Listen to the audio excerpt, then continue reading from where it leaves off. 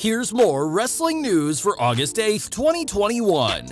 And your headlines for this afternoon include Vince McMahon accused of not caring about the WWE talents he releases. It looks like, from an NXT standpoint, nobody is safe. Former WWE champion on recent WWE releases.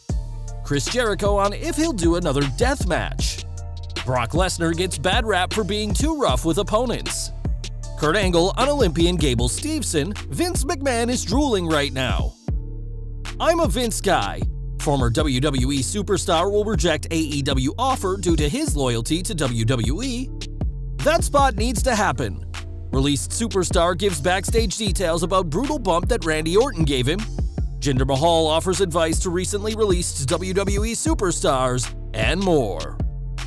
We're starting today with WWE, who this week had another wave of releases, cutting a total of 13 names from NXT.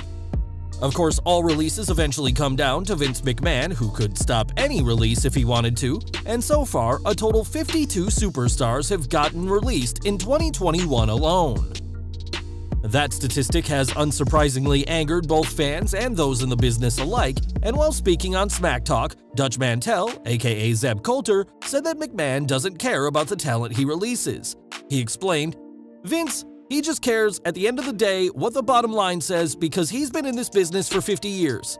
Releasing a guy is nothing new to him, and most of the guys he releases, they gotta get booked somewhere else, but the only place they can go is AEW, so he doesn't care.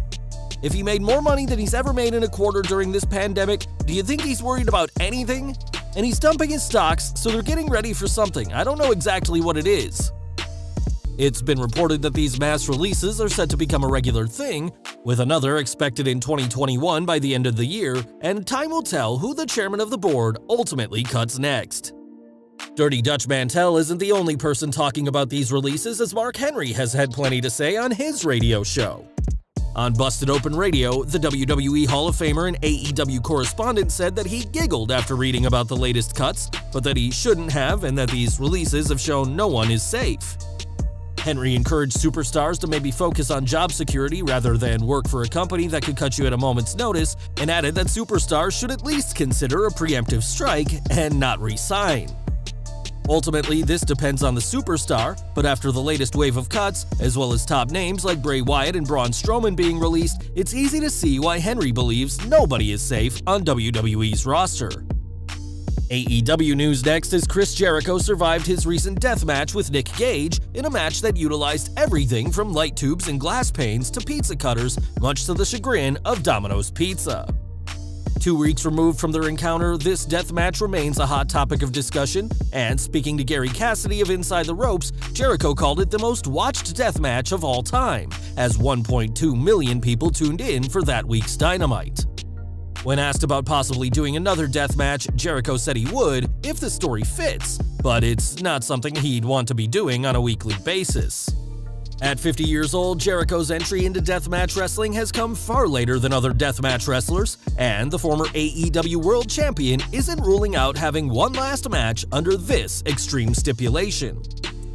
Back to WWE, and it's been over a year since Brock Lesnar last competed in the ring, and we imagine that the current roster is probably grateful for that.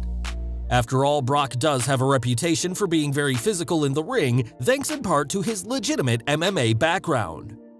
One man who knows all about taking a beating from the Beast is Heath Slater, who famously received a clothesline, 2 suplexes, and an F5 from Lesnar in 2016, only after Brock made his feelings clear on Heath's kids. Speaking to title match wrestling, Slater discussed working with the Beast and the idea that Lesnar is unsafe. "I think he gets a bad rap for it. He does take care of opponents. All those German suplexes, man, that I've taken, he's landed me flat. Honestly, I don't think he ever causes anything." It's been rumored that Lesnar would return for SummerSlam to face Bobby Lashley, but that obviously isn't the plan now, and we'll have to wait and see who faces Brock next if he ever comes back.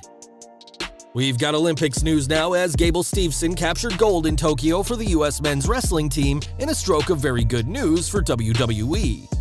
It's no secret that Steveson was already on WWE's radar, but this win will only make WWE more eager to sign the gold medalist.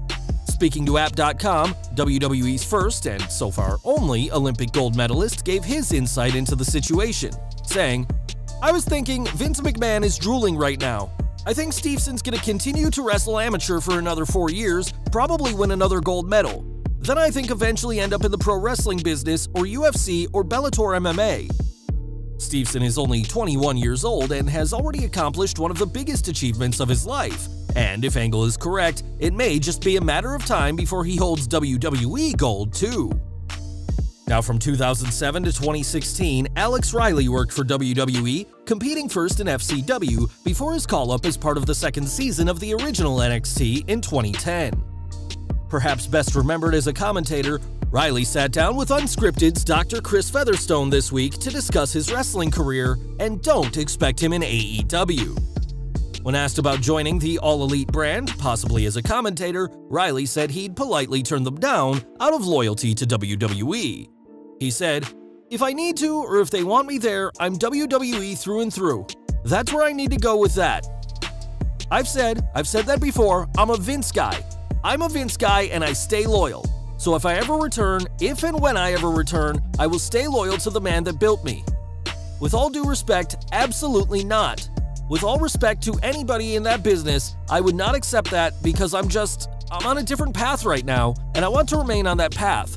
I want to focus on my CBD company and my family. I'm 40 years old, I still consider myself a very young man. Maybe not as young, but certainly able to come back.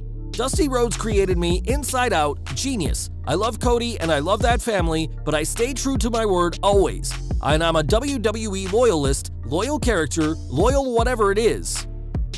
Riley may be a WWE loyalist, but that hasn't stopped him from criticizing the company, or at least John Cena over the years, claiming he was deliberately buried after standing up to Cena backstage. In the interview, Riley explained that he's just not too focused on wrestling right now, instead focusing on his family and starting a business. But just because we won't see him in AEW, it's not because of any beef with Cody Rhodes. In his near 20 years on WWE's main roster, Randy Orton has had many brutal matches, including being in the third Punjabi prison match in 2017. Facing Jinder Mahal that night, it was Samir Singh who took the biggest bump, taking a fall from the top of the outer structure through the announce table. Speaking on Talk is Jericho recently, Samir admitted that Orton was initially reluctant to do the spot, but did it anyway to give the Singh brothers the spotlight for those 10 seconds. Since the release, the Singhs have been praised for their work ethic, with Orton himself saying that they earned his respect long before this infamous table spot. Released on June 25th, the Singh brothers haven't competed in any other company yet, but having the commendation of WWE's Apex Predator will no doubt help them post-WWE. And we're ending today with Jinder Mahal, who, like the Singhs and countless others, knows what it's like to be released from WWE. Cut in June 2014, Mahal returned to WWE in July 2016 with a fresh attitude and would go on to become WWE Champion, feuding with the likes of Randy Orton and AJ Styles. Speaking to Sportskeeda this week, the modern-day Maharaja was asked about what advice he'd give to those who have just lost their jobs in WWE, and replied, "My advice to anyone who just got released is to look at this as an opportunity to redefine yourself, make some noise. You know wrestling in WWE is super hot. Internationally, everything. We got crowds back, but wrestling outside of WWE is also picking up steam, and that's a great place to plant your flag, make a name for yourself, and eventually make it back to WWE. With how WWE has been treating its employees, it's likely that many released superstars won't want to make it back to WWE, but perhaps someone will be able to match Mahal's success after being released from the company this year." Well guys, that's our news for today. Please share your comments below.